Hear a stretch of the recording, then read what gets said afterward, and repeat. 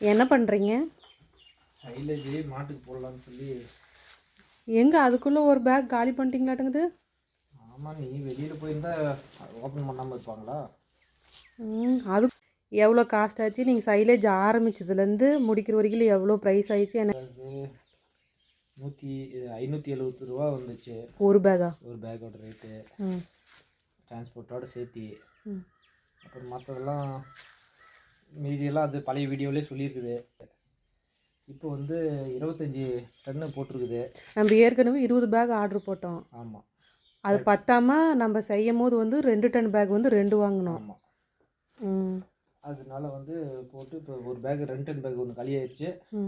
இப்போ வந்து இது ஆயிடுச்சு. சைலேஜ் பாரு எப்படி இருந்து நல்லா நல்லா ப்ரௌன் கலரில் நீங்கள் நினச்ச அளவுக்கு பர்மெண்டேஷன் ஆகிருக்குது. நல்லா இருக்குது. ஆனால் ஒரே ஒரு சின்ன இடத்துல ஒரே தப்பு நடந்ததுனால அது பாரு எந்த மாதிரி ஆயிருக்குதுன்னு பாரு. ஒரு இடத்துல சின்ன ஒரு மூலையே காற்று போனதுனால எந்த மாதிரி கருப்பாயிடுச்சு பாரு.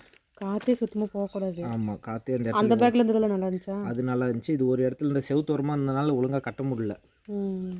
அதனால் காற்று போனதுனால இவ்வளோ சைலேஜ் வேஸ்ட்டு. 20-25 கிலோ சைலேஜே வேஸ்ட் ஆகிடுச்சு. இதெல்லாம் கொஞ்சம் காற்று போகவும் பார்த்துக்கணும். ஆமாம், மித்தபடி சைலேஜ் அது காற்று போன இடத்த தவிர மீது எல்லாமே நல்லா பர்மெண்டேஷன் ஆகிருக்குது. இன்னும் நம்மள்கிட்ட இந்தாண்ட ஒரு 15 பேக் இருக்குது. இந்தாண்ட ஒரு 5 பேக் இருக்குது. அது மேலே சைலேஜ் பேக்கு மேலே. இதை விட வெயிட் மிச்சமாக வைக்கணுமா, இந்த வெயிட்டே போதுமா? வெயிட்டு எந்த அளவுக்கு வைக்கிறோமோ அந்த அளவுக்கு ஓரளவுக்கு மீடியமாக வெயிட் வச்சே ஆகணும். இப்போ ஒரு சைலேஜோட ப்ரைஸ் வந்து 540 ரூபா. 570 ரூபா. 570 ரூபா. இது 2 டன் பேக்கோட ப்ரைஸு அது வந்து 1100 ரூபா. ஒரு இது 1100 ரூபாயா? ஒரு பேக்கு.